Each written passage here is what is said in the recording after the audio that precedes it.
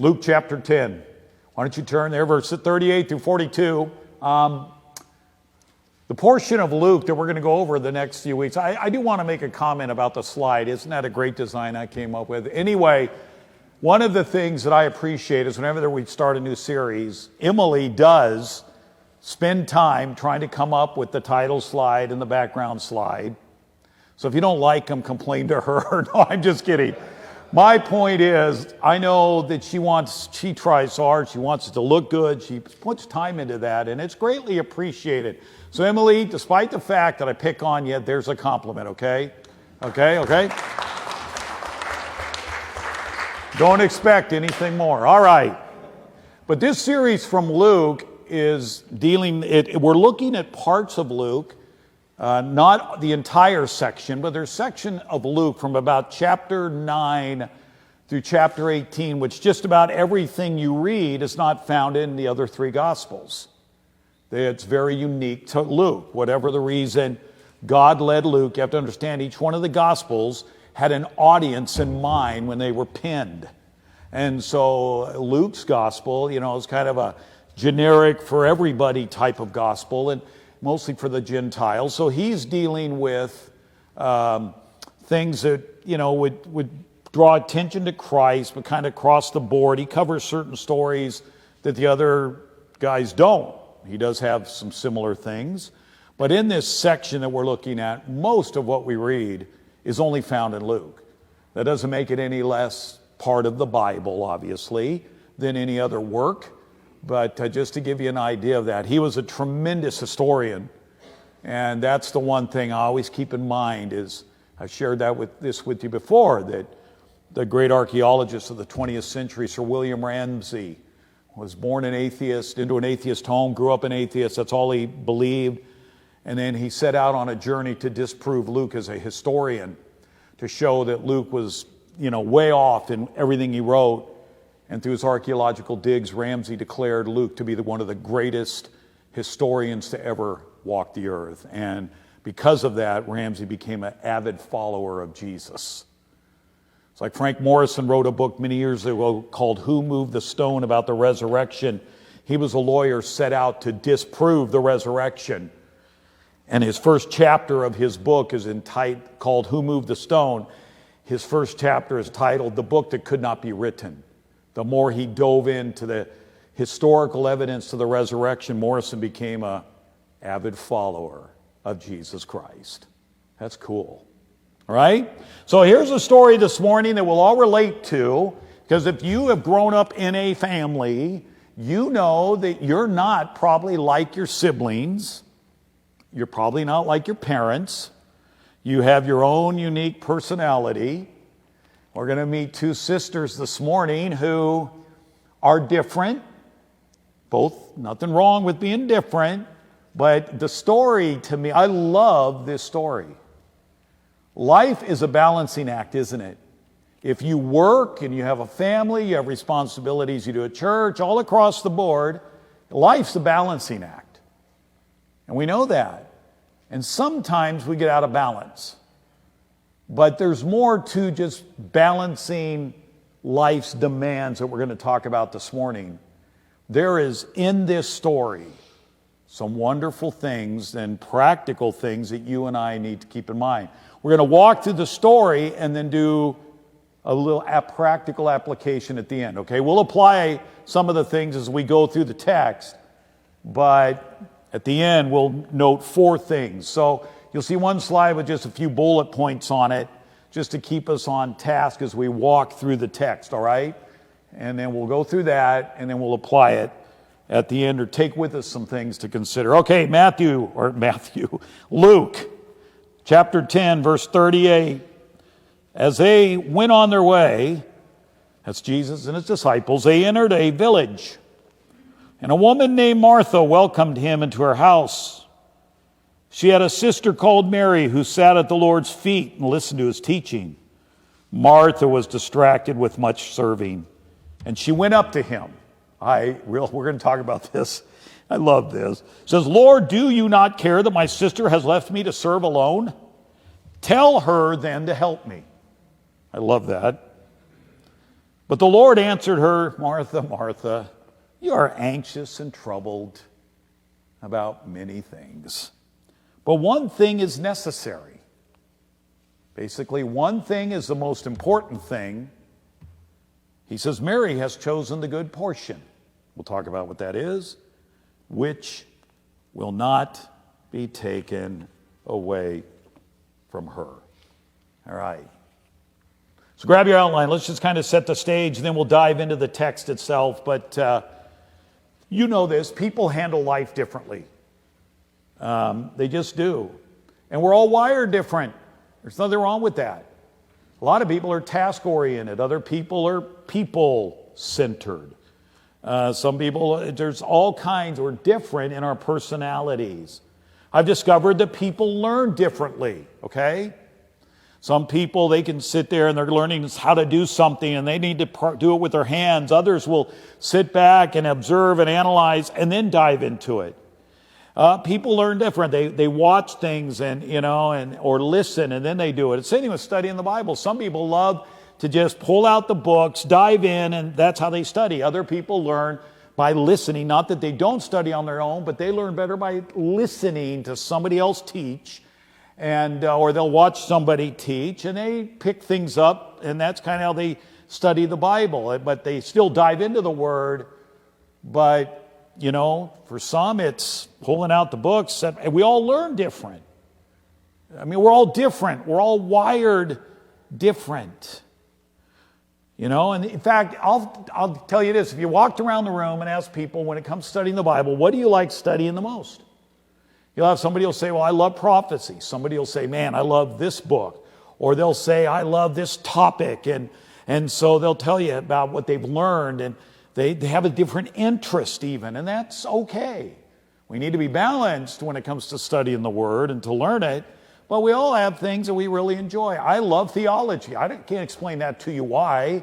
I love theology. I have all these theology books breaking down what the Christian believes, and they all say about the same thing, but I guess I just like having a lot of books. I don't know, but the point of it is we all have these different areas of interest.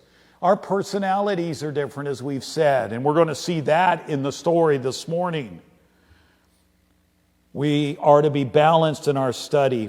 2 Timothy 3 reminds us that God's Word is inspired, and it helps us to be corrected in our life. It also gives us insights in how to live, and brings conviction and guidance to our life. Whatever the study is, the goal of every person who claims to be a follower of Jesus is to be more like Him. And if that's not your goal as a Christian, you have the wrong goal. I mean, it just is. That comes out in how we handle life. The more we're like Christ, hopefully we handle things more Christ-like in how we deal with people. So, as we get into this story this morning, just follow along. I got a whole bunch of bullet points. They're not all going to be on the screen. Hang with me, because we're going to also apply some of these things as we go through the story. Here's what we do as we begin the story. Mary, Martha, and Lazarus are friends of Jesus.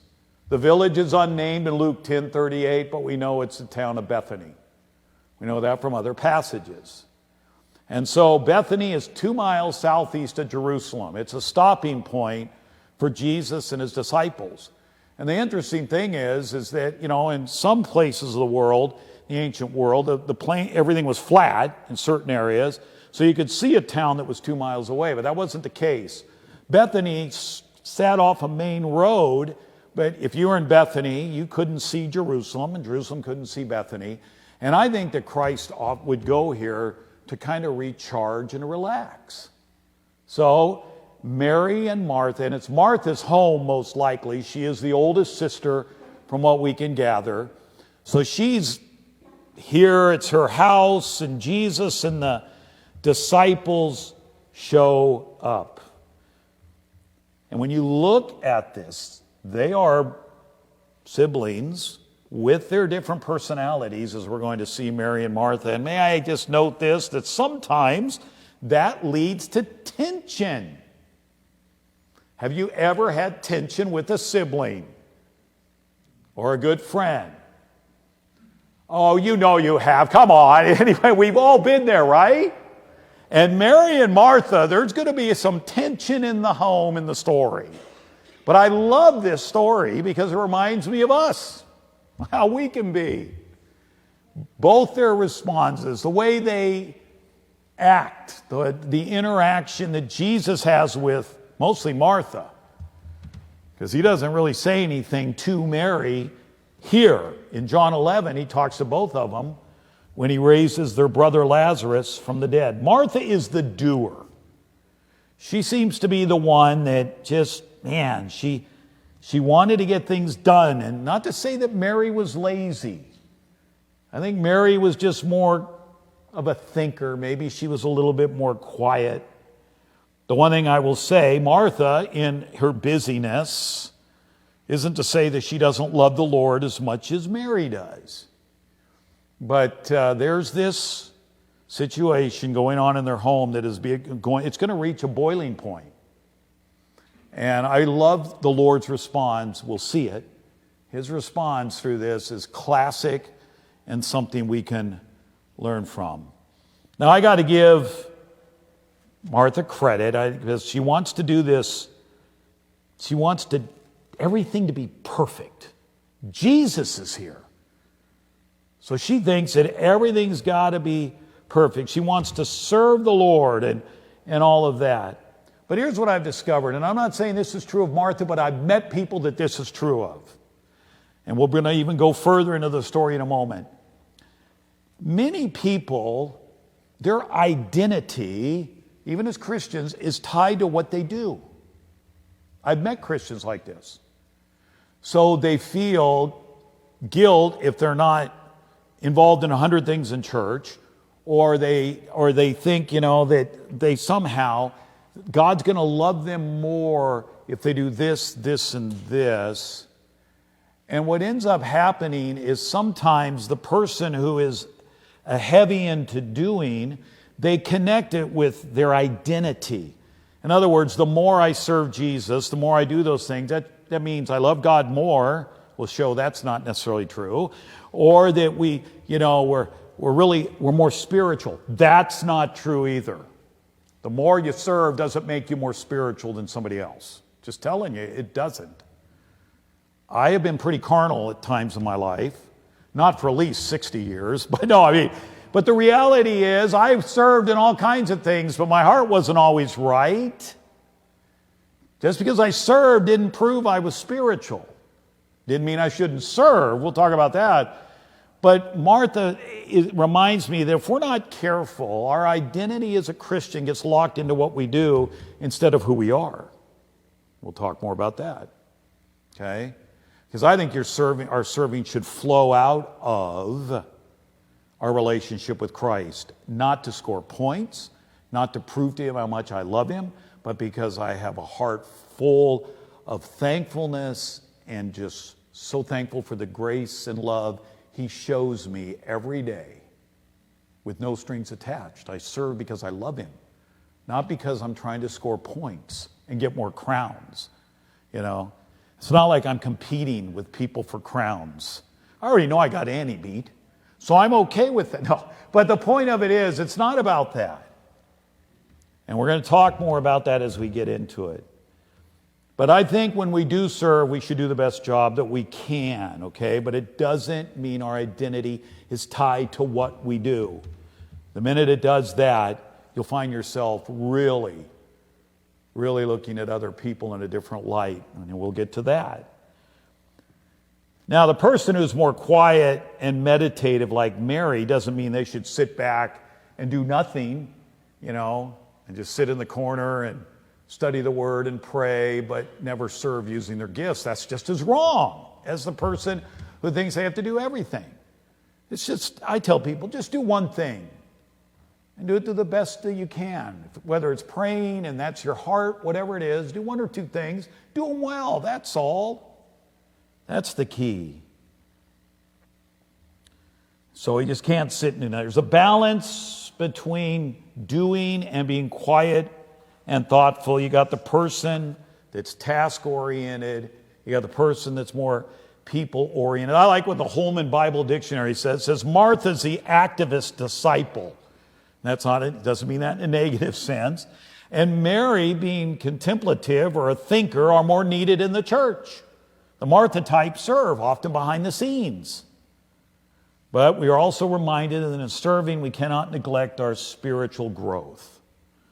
The Marys are needed because sometimes they're the ones who dive deeper into a subject or a topic to teach it, or if they're asked to teach or whatever. But doesn't mean they just sit back and just gather all this head knowledge. You can know your Bible from the front to the back, but if it isn't changing your life, all you've got is head knowledge. If your heart and my heart is not changing, then all that I'm learning is nothing more than to build the knowledge, you know? All the stuff that I learned when I was working on my master's and my doctorate, some of it I just don't, I have to go back and even look at what was it that I learned back then or believed or still believe, but trying to explain it. Why? Because you just can't put it all up here. You learn, but at the same time, those that are ones that help others to learn also, and that's a lot of times how they do serve, is in their teaching. So, let's get a little bit more into the story. I can't even imagine how excited this family is. Wouldn't you be excited if Jesus was coming to your house? Would you hide anything? Would we want to make sure he didn't see something? Well, he's there anyway, right? He's in my house every minute of every day. Just because he's not physically, visibly there? I don't ask myself that question a lot. I don't have anything to hide. There's no dead bodies, nothing like that I have to hide. But they're so excited. Martha, the worker, she wants to prepare the best meal possible. Everything's got to be exactly right. I got to give her a little credit for that. Jesus is here. As we'll learn, Jesus didn't need anything elaborate. But she wanted to do a good job. And she wanted everything, get this, everything perfect. We'll see it in a minute when we read the story. So I look at that, and I think, personally, every person has a certain area of their life that they want to be perfect. But if I'm not careful, if I have this perfectionism, and I'm that way, if I'm not careful, I begin to look at other people like Martha's going to do with Mary.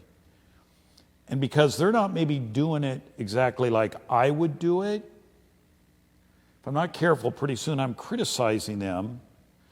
They might be doing a job differently than I would have done it in the church or in wherever else they're serving, in the community or whatever.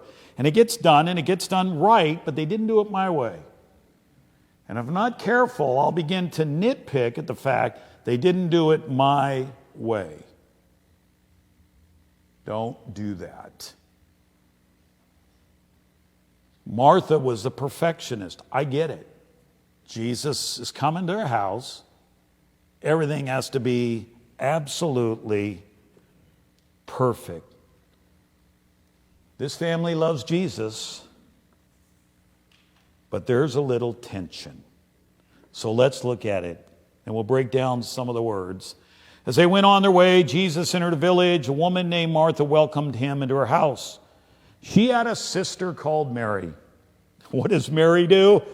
When Jesus comes into the house, she sits at the Lord's feet and listens to his teaching.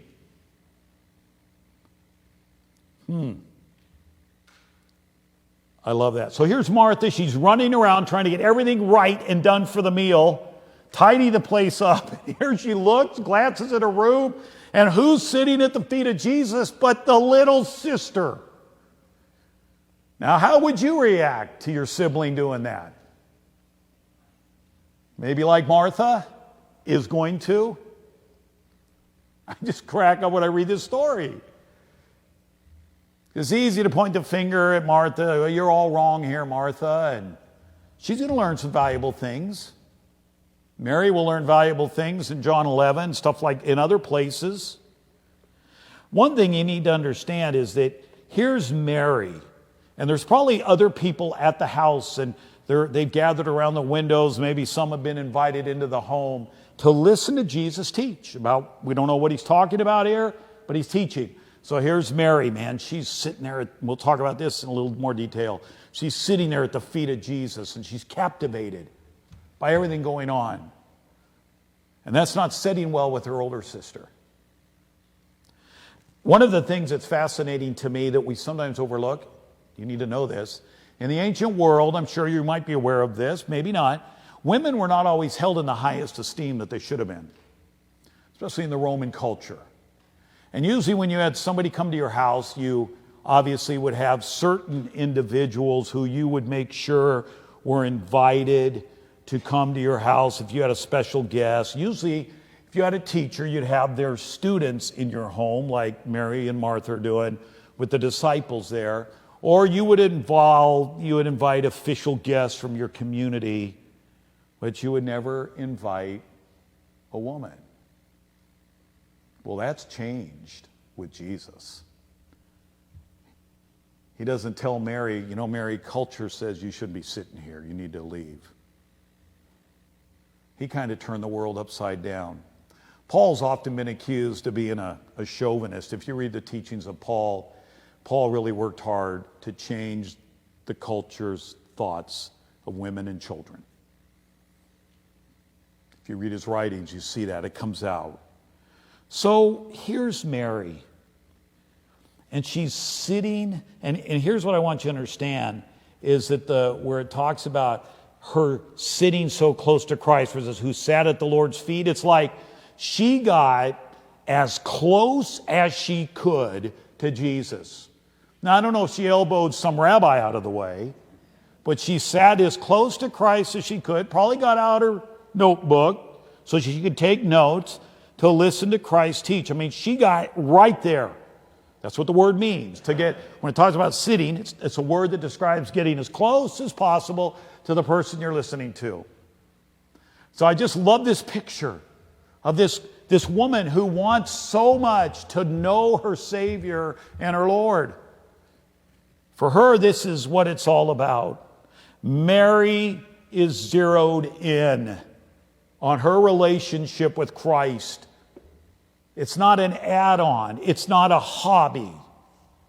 She saw the need to work on her knowing Christ, knowing more about Him and what He expected. In fact, and I put this on the bottom of the first page there on your notes, is the word listened is important.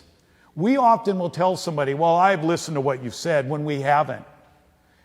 The Greek word here for listen means not only do you hear what somebody says, you understand what they're saying, and then you do what they're saying. This wasn't just a knowledge thing for Mary. This was applying it to her life. This listening was more than just taking notes. We had a college professor that taught a biology class at my Christian college, and this guy was, well, he could be annoying for a teacher. You're probably thinking, yeah, we know, because we sit under you. But I remember we would be taking notes. I mean, you would just, every day he starts lecturing, and you're writing everything down the guy's saying. He wrote a book on the Christian faith and biology, and that was our textbook, but he was always giving us notes. But one of the most frustrating things was, you take notes for like 3 or 4 days, and then he would look at you and say, oh, by the way, everything I've just told you, you won't be tested on it. Well, if I'd have known that ahead of time, being the scholarly student I am, the pencil and the paper would have been put away.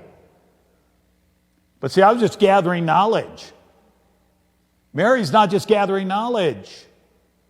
She's going to apply it. And this is where the Christian life, where the rubber meets the road. It's not enough to read our Bibles. It's not enough to listen to Christian radio 8-10 hours a day. It's not enough. unless we are applying to every single area of our life the best we can with the Lord's help to all areas of our life, whether it's our work relationship, our interaction with people, whatever it is, unless we're applying it, you know what? All we're doing is growing in knowledge. Is it transforming us? The Christian faith is a transformational faith. It's not a head knowledge faith alone. Jesus never expected it to be. God never intended for that. We cannot compartmentalize our Christian life. Mary teaches me that. I don't know what Jesus is saying, but whatever he's saying, she not only is going to hear it and comprehend it, but she's going to apply it. Now, next week, we'll see this even more when we deal with religious people that can be pretty destructive. But in our own lives, I don't know about you, but don't we have a tendency to compartmentalize things? And here's one of the ways we do it. We've got our categories of sin. Over here are the really bad ones. You know, immorality, murder, lying, whatever. And over here, we've found a way to kind of tone down some of the other ones. And I've seen this, my own life even. We can be a gossip. We can, maybe cut corners on a job, at work, just the way we are. Or we're not honest in our financial dealings with people, or if we, for example, own a business. Not saying this is true of anybody in this room, but this is what we do. The bad ones we accept. Sometimes the little sins that we call them, we have a way of excusing them. That doesn't fly with God. Doesn't fly when I do it. Mary is contemplating what Jesus is saying as how it applies to her entire life. So I think we need to do the same thing. To grow to be Christ-like in every single area and stop. If I do it, if I start excusing something I know the Bible says is sin, but it isn't as bad as this one over here. Sin is sin. Jesus said the greater judgment was put for those who denied who he was and ignored who he was and all the miracles that occurred in their cities. He says they will receive greater judgment than, example, Sodom and Gomorrah. But that was having to do with the rejection of the message that Christ brought to them in their cities. But when it comes to the everyday life, my life, I'm called to live a holy life. This isn't perfection. This isn't done by my flesh, by me doing it. It's simply learning to allow the Spirit of God to take the Word and apply it to every area of my life and be honest enough to say, yes, I need to fix this, and then fix it. That's what we all need to do. I need to do that all the time. We all do. Now back to our story. I kind of think it gets a little fun. Verse 40. Martha was distracted. This poor Martha. She's worried. She's frustrated. She's obviously not overly happy with her sister. Right? The word distracted means to be overoccupied. And here this poor Martha is. She wants, if you flip over your notes, she just wants everything to be perfect. But the way it's worded is that she was distracted and bothered the entire time this situation is taking place. There's no balance there. She's just, bless her heart. You know, we can get preoccupied with something, with doing something for God. Have you ever done this? So you become preoccupied. You're serving God, but then you get frustrated because you look over there and you're going, man, that guy's not doing anything. Or they're not doing it like I would want to do it or how I would do it, and we become frustrated. Martha's frustrated because she's serving, and Mary's doing in her mind, and we're going to answer this in a minute, but Mary's doing nothing. It's all on Martha to fix, get everything ready. As we're going to see, I think Mary was helping her one time get everything done. But here's the situation, we do that. Sometimes if we're not careful, when we're serving where God has led us, I have to guard against getting frustrated at others who may not be doing as much. I'm to focus on what I'm called to do. Do we serve? Of course, we all should serve. But Martha is really consumed by what's happening around her. It's so easy to get that way, right? Look around the world you live in, you get consumed by all the stuff that we hear and read, and you get frustrated, and if we're not careful, it can draw us away from God. So let me show you something that happens. In verse 40, notice it says, okay, Martha was distracted with much serving. She went up to him and said, Lord, do you not care that my sister has left me to serve alone? Now let me give you how this plays out in the Greek. Jesus is teaching in another room. Martha walks into the room. She walks right up to Christ mid-sentence. Jesus is teaching something. And Martha comes right up, gets in his face, and accuses him. And she does. Don't try to sugarcoat it. She looks at him and says, we got a problem here. And she just cuts into the conversation. I love it. You know, everyone gets on Martha here, but I mean, her frustration is boiling over. So she walks into the room, and it's literally that you catch somebody off guard. She walks up to Christ, kind of catches him off guard and says, hey, I got an issue here. Why aren't you doing something about Mary sitting here? She approaches Christ. She accuses him. He's part of the problem.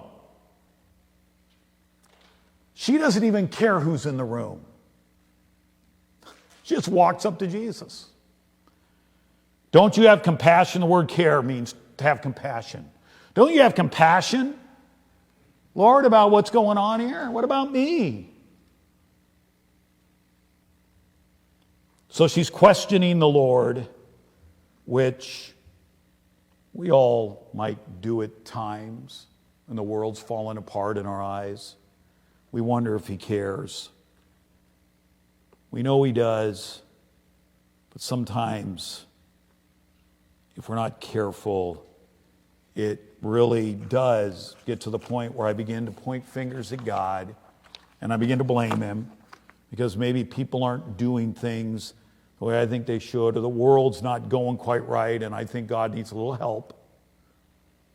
She chastised Jesus. Don't tame the situation. She did.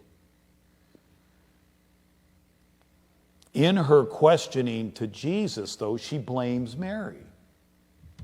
So they're in the room.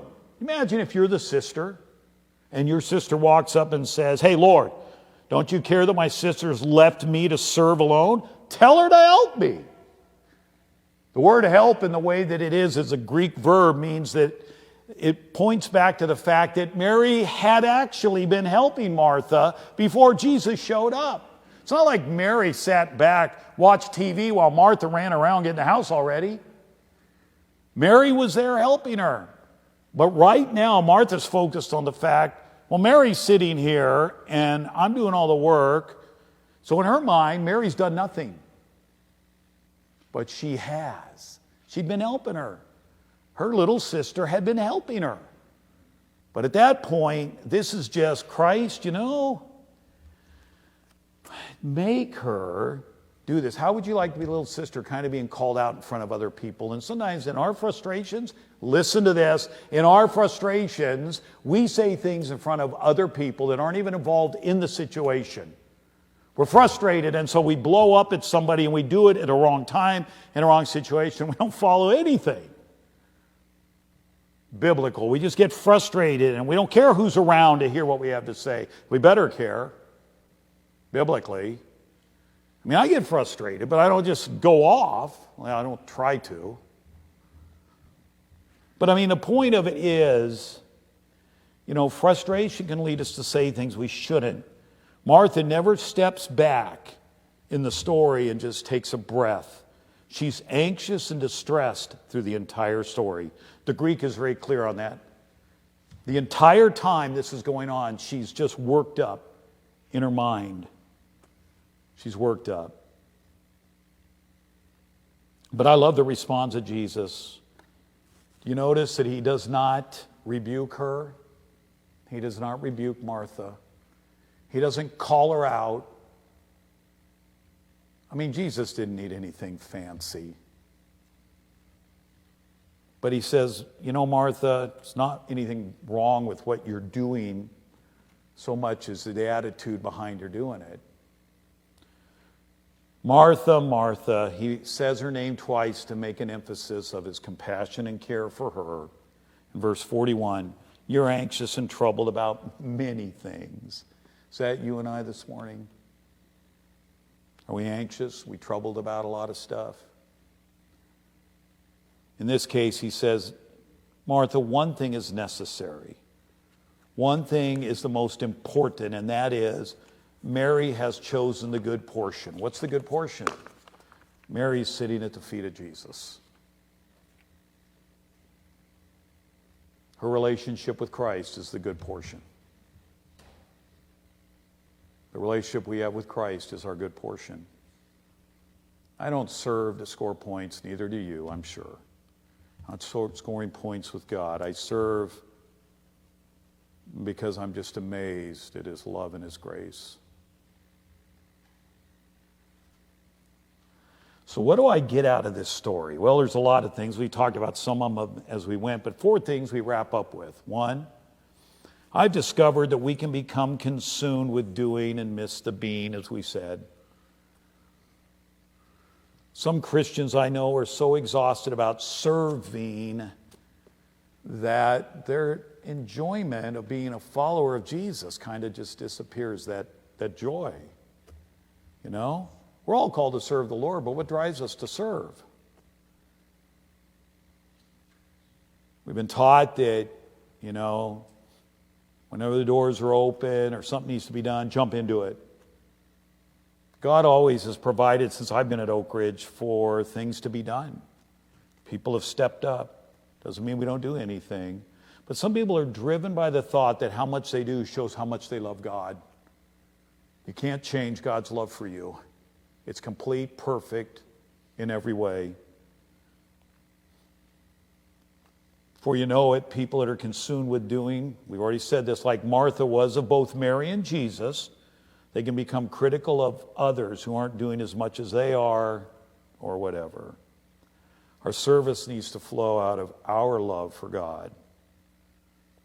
It's not predicated on guilt. You cannot guilt me into stuff. It used to be, as a pastor, that I tried to do everything.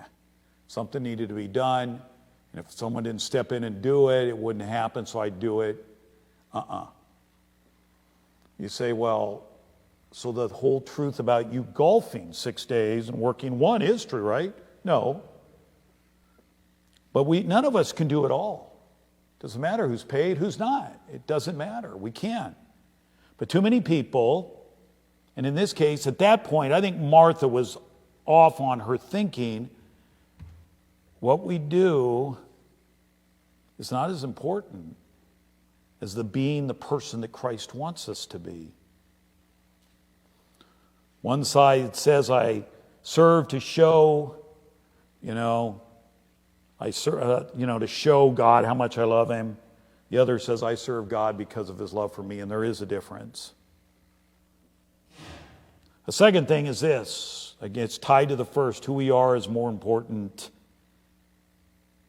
than what we do. I want to be like Mary. I want to be so desperately close to Christ because I know without him, I can do nothing. Serving is vital. We understand that. But the life we have in him is what guides us. What we do, we should do to the best of our abilities. I agree with that. But we need to show grace to other people who may not do things like I would or do things that I think they should do it or how they should do it. You need to show a little grace. The third thing, you know what? It's really okay to say no. A person with the gift of helps, for example. We all have spiritual gifts, if you're a Christian. There's always the good side of the gift, but there's also the misguided side of the gift. The person that has the gift of helps or serving that we call, they are a person that whenever there's a need, they'll say, I'll take care of it. I'll be there. I'll do it. And then they don't. Because they overcommit themselves and they can't get everything done.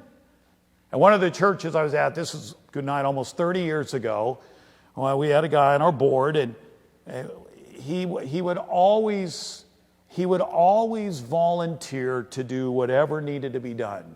The problem was the poor guy couldn't do it. He was overwhelmed because he took on all these responsibilities. You try to tell him that. And then we had another guy, he'd always say, well, somebody will do it. I always want to know, well, who's Mr. Somebody? You know? But the point of it is, it's okay to say no. At this point in the conversation that's taking place in Martha's house, Mary has chosen to say no to some things. Doesn't mean she didn't serve, didn't help. I think she helped with that, getting things ready. Martha could have told herself no to overdoing it. Just focus on being a good host. Give a meal, Christ will be happy. It's okay to say no. And don't let people guilt you. If someone asks you, just because they're asking, it doesn't mean they're trying to pressure you. But if you can't do it, you say graciously, no, I just can't do that right now. If they don't like it, oh well. I've had people tell me no. I've asked them to do ministries. They said, I just don't feel led to do that. I didn't try the old guilt. Well, that's fine. You just lost a crown. And the last thing, the thing that sticks out, Jesus is the answer to our worries and anxieties. What are you worried about this morning? Is there something that you're anxious about, that you're wondering, boy, life is really hard right now and you're stressed out? Martha was stressed out. And Jesus said, Martha, take a breath. I'm here. I'm here. And your sister today has picked the right thing. Get close to me. That's what you need. We need to take our anxieties and our stresses. The Bible tells us to be anxious for nothing, right? But in all prayer and supplication, take our requests to God. And what does it say? He literally builds around our mind a fortress of peace. But you've got to take it and leave it there and let Jesus handle it. What do? Put it there for a minute, and then I watch him, and I go, hey, God, I'm still anxious, so I take it back, try to fix it myself. Can't do that. This is where walking by faith comes in, who we are in Christ. Maybe you're here and you've never accepted Christ as your Lord and Savior. We believe that Jesus came to this earth because we needed him. Man is born separated from God. We can't earn our way to heaven. We can do nothing to be made right with God. So we have to come to him empty-handed, acknowledge that we're a sinner, say, Lord, I can't live this life apart from you any longer. I tried to do it on my own. Selfishly, I've tried to figure everything out on my own, and now I come to you and I give my life to you. By faith, I just say, Lord, come into my life, take over. Forgive me of my sins. Take over my life. And if we come doing that in faith, he says he will make us his child. And then becomes the greatest adventure you could ever imagine. And if you're watching online, we'd love to talk to you about what that means to be a follower of Christ. And we'd love to talk to you here. You can talk to me, Rick, our worship leader, anybody you might know in church who could guide you in a walk about what does it mean to become a follower of Christ. You can find more messages like this one at oakridgebc.org and like us on Facebook for encouragement and event updates right to your newsfeed. Thank you for listening to today's message from Oak Ridge Community Church.